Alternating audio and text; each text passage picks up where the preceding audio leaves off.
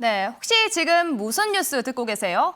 오늘 들어두면 좋은 뉴스 한 꼭지 뉴스 플레이리스트 시간입니다. 오늘은 한동훈 장관 이야기를 준비해 봤는데요. 이 말로는 도저히 당해낼 재간이 없다. 이 촌철살인 한동훈 장관, 이 화려한 말솜씨로 그의 어록을 모아 만든 책까지 나왔습니다. 이 한동훈 장관 어제는 국회를 찾았는데요. 이 대정부 질문에 앞서 단 5분 만에 자신을 공격했던 민주당 의원들 5명을 모두 저격했습니다. 첫 번째 주자는 바로 김의겸 의원이었습니다. 저는 일단 한동훈 장관의 그 말솜씨는 역공, 허를 찌르기, 또 대담한 사실 왜곡 그런 점에 있어서 타의 추종을 불허한다고 생각하고 대신 오늘 말하는 걸 보면서 조선 제일 혀다. 조선 제일 혀다. 덕담하신 걸로 생각하고요. 저도 덕담 한마디 드리면 거짓말 끊기 어려우시면 좀 줄이시는 것도 좋을 것 같다는 생각이 듭니다. 네, 사실 김의겸 의원이 쏘아올린 질문이죠. 한동훈 장관의 애창곡이 무엇이냐? 이 국회 대정부 질문에서 의원 질의로 나왔습니다. 장관이 애창곡이 있습니까? 애창곡이 있습니까?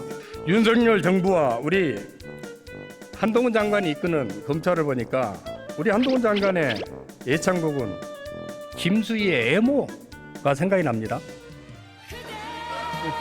그대 앞에만 서면 나는 왜 작아지는가? 저는 그것이 오히려 그런 의미 없는 질문, 그리고 누구를 그냥 모욕 주기 위한 질문을 국민들께서 보시고 판단하실 문제라고 생각합니다. 저는 그럼에도 불구하고 성실하게 답변 드릴 겁니다.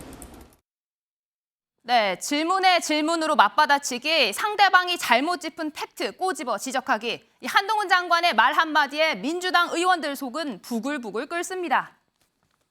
여러 중앙부처나 지자체단체에서 공무원의 직급, 이름, 연락처 다 공개하고 있습니다. 심지어 지금 법무부에도 공개하고 있는 거 아십니까? 그 공개하는데 왜 법 만드시죠?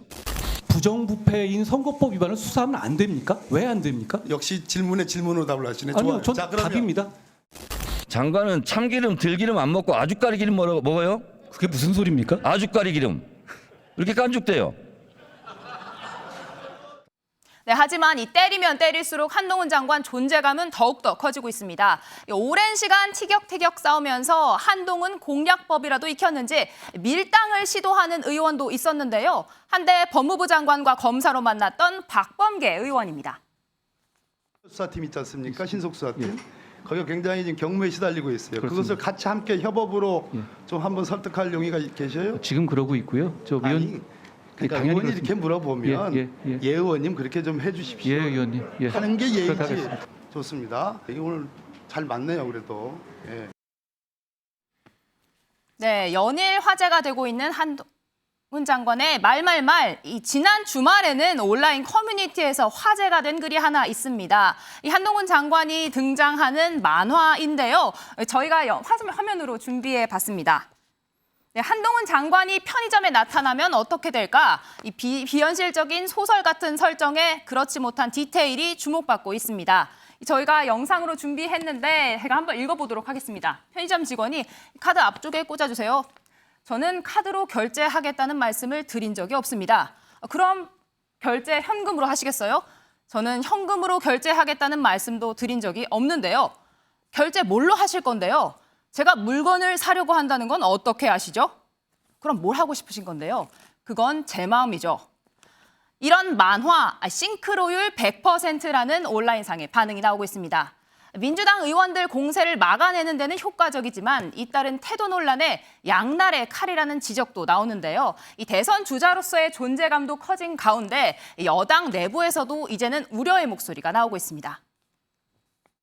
똑똑하긴 하죠, 사람이. 똑똑하죠. 예. 야무락지지. 예. 그런데 저거는 정치인의 언어가 아니지. 저거는 그냥 검사의 언어고 그냥 검사 죄도 지 똑똑하다는 걸 펴내는 거지. 정치인이라고 하는 건 언어를 저렇게 쓰지 않지. 그냥 뭐 조용히 그냥 법무부 장관이 열심히 잘 하고 그리고 법무부 장관이 할 일이 있잖아요. 그렇죠. 네, 한동훈 장관의 발언, 사이다 발언 시원하다 이런 반응도 있지만 이런 행보가 스스로 발목을 잡게 될 거란 이런 이야기도 나오고 있습니다. 이 김의겸 의원과의 설전에서 최근에 팩트가 틀렸다라는 이야기도 나오고 있거든요. 예, 그게 오늘 저 중앙일보 그 기자 칼럼이 굉장히 화제가 됐어요. 굉장히 댓글이 1000개 이상 달렸는데 제목이 이런 겁니다. 김우겸과 팩트 싸움도 졌다. 요즘 화제되는 편의점 간 한동훈. 요게 근데 민지숙 기자가 소개했던 그 내용도 좀 담겨 있고요.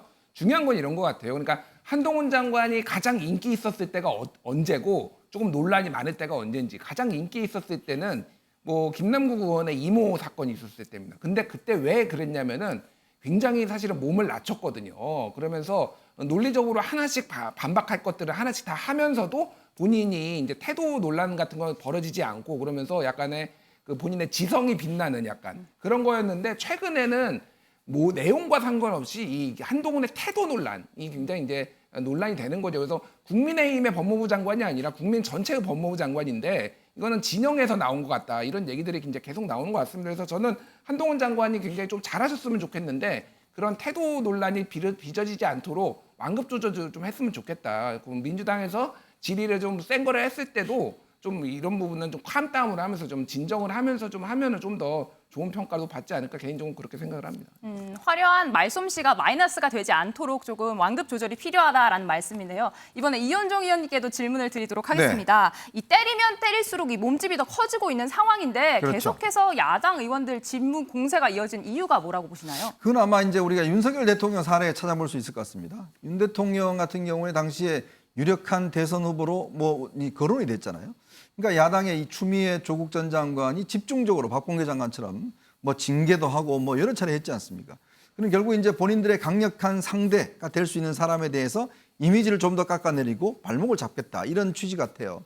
지금 아마 야당의 이 공격에 집중되는 이유도 어떤 면에서 보면 앞으로 이제 한동훈 장관이 유력한 대선 후보가 될 가능성이 있지 않습니까? 그러니까 그거를 조기에 어떤 면에서 좀 희석화시키겠다. 나른 전략인 것 같은데 그게 잘 먹혀 들어가지가 않죠. 오히려 이 인지도만 더 높아지는 그리고 또 좀 전에 이제 민주께서 소개해 줬듯이 이렇게 웹툰까지 나오는 이런 현상이 있잖아요. 이게 좋고 나름을 떠나서 그만큼 일반인들의 회자된다는 거, 관심이 많다는 거 저는 거기에 집중하고 싶습니다. 그게 어떤 내용의 진위를 떠나서 그런 현상이 일어난다는 거는 압도적이죠. 왜냐하면 저희들 시청률 같은 것도 보면 다른 사람 나오면 별로 안 올라가는데 한동훈 장관 나오면 꽤 올라간다고 그래요. 그건 그만큼 대중의 관심이 있다는 거고 그 관심이 결국은 이제 다음에 대선 후보로 이어지느냐 이게 이제 관건이 될 텐데 저는 이제 많은 사람들이 너무 이제 행동이 좀 과하다 뭐 등등을 지적하는데 저는 또 하나에 보면 이것이 하나의 또 트렌드가 될 수도 있다. 즉 우리가 기존에 봐왔던 정치인들 두루뭉술하게 넘어가고 좋은 게 좋은 식의 정치들 이런 현상들이 국민들이 실증을 내고 어쩌면 좀 식상해하기 때문에 한동훈 장관식의 딱딱 부러지는 어떤 이야기와 저는 자신감 있는 태도 이런 것들이 또 하나의 또 트렌드도 될 수가 있겠다. 그런 양면성을 저는 가지고 있다고 봅니다. 네, 한동훈 장관이 신선한 매력이 또 다른 팬덤 정치로 이어질 수 있다 이런 이야기셨는데요. 제가 준비한 코너는 여기까지였습니다. 저는 픽 해설 자리로 다시 돌아가도록 하겠습니다.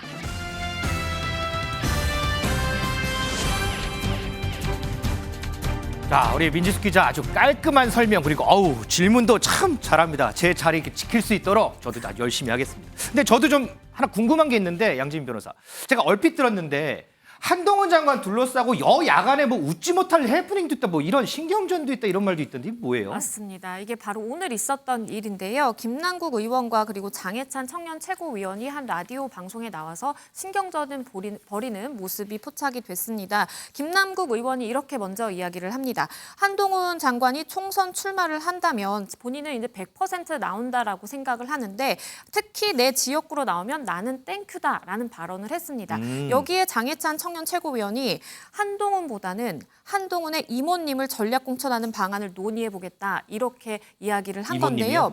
맞습니다. 다들 아시는 것처럼 과거에 청문회에서 김남국 의원이 이모에 대해서 이제 착각한 그 발언을 꼬집은 발언이었습니다. 여기에 대해서 김남국 의원이 태도 지적을 했는데요. 적절한 태도가 아니다라고 이야기를 하니까 장해찬 위원이 본인의 위트로 국민들이 평가해 주실 것이다라고 이야기를 하기도 했습니다. 알겠습니다. 자, 한동훈 장관 관련해서 짚어봤고요. 자, 어제 이 시간에요. 이 대정부 질문 과정에서의 한덕수 국무총리의 큰 돌덩이 발언에 대해서 저희가 얘기해봤죠. 그런데 그 이후에 논란이 되는 발언이 또 있었습니다. 영상으로 보겠습니다. 독도는 우리 땅이 맞습니까? 절대로 아닙니다. 예? 독도는 우리 땅. 죄송합니다. 절대로 일본의 우리 땅 영토가 맞죠? 아닙니다. 예.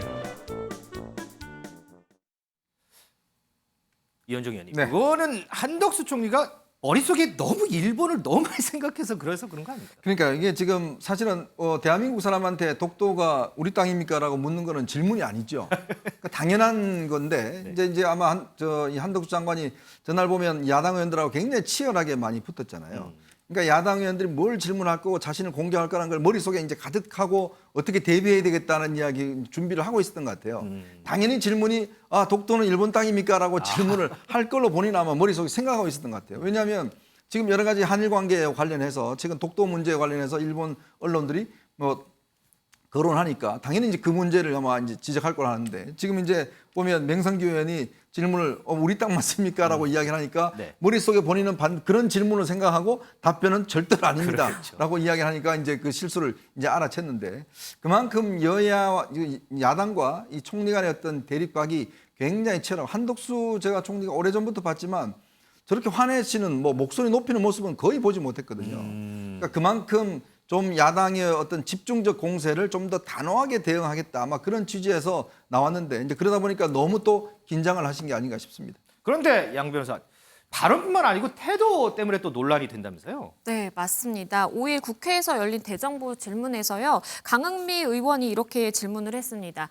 일본이 투기하는 후쿠시마 방사능 오염수가 안전하다고 보는가라고 한덕수 총리에게 질문을 했는데요. 여기에 대해서 수산물을 수입하지 않는다라는 입장을 밝히지 않았느냐.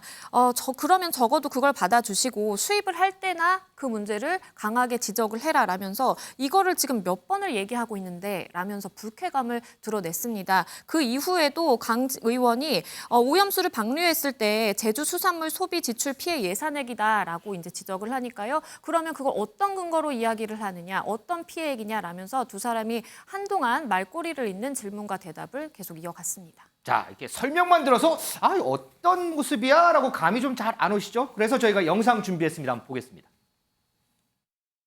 영빈관 짓는 예산 878억 알고 계셨냐고 묻습니다.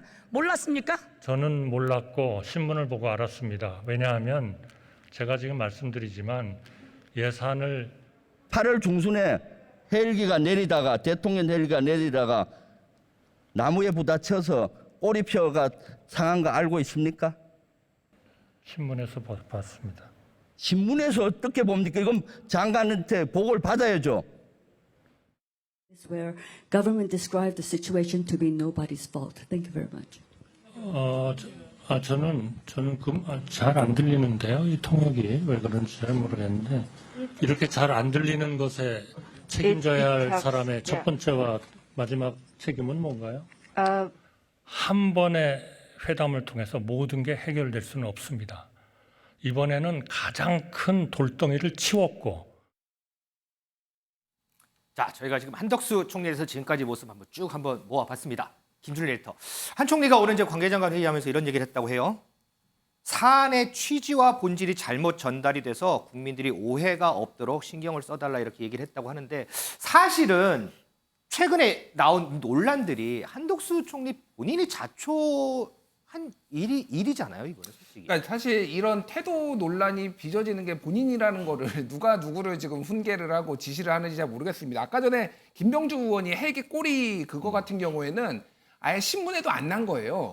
신문에 언론에 보도된 적이 없습니다. 네. 그런데 그냥 기계적으로 저는 신문에서 봤습니다. 이렇게 얘기를 하는 것도 그냥 웃긴. 그러니까 의욕이 없어 보입니다. 그냥 다 저는 몰랐습니다. 신문에서 봤습니다. 그리고 이거 지금 이태원 참사 관련해서 외신 기자가 얘기를 하는데 이거에 대해서 마이크가 안 들리는 거를 책임져야 되는 거는 누구냐라고 하는 거는 사실은 지금 상황이면은 총리를 교체해야 되는 좀 국정 장악력을 위해서 그런 건가 아닌데 인사청문회도 있고 그러니까 지금 못 하는 것 같은데 저는 사실 이제 타의 모범이 되려면 총리부터 답변 태도라든지 그런 것들 바뀌어야 되고 아까 전에 오염수 방류 문제와 관련해서는 이를테면은 후쿠시마 수산물을 수입을 안 하는 게 문제가 아니라 방류를 했을 때 그게 제주도나 이 일대에 어떤 영향을 미치는 건지를 지금 물어본 거거든요. 동문서답을 한 거예요, 사실상. 그러니까 이런 좀 답변 태도가 본인은 계속 공격을 받는다고 느끼니까 짜증이 날 수도 있지만은 이런 식으로 이제 총리가 하시면 안 되는 거죠. 예.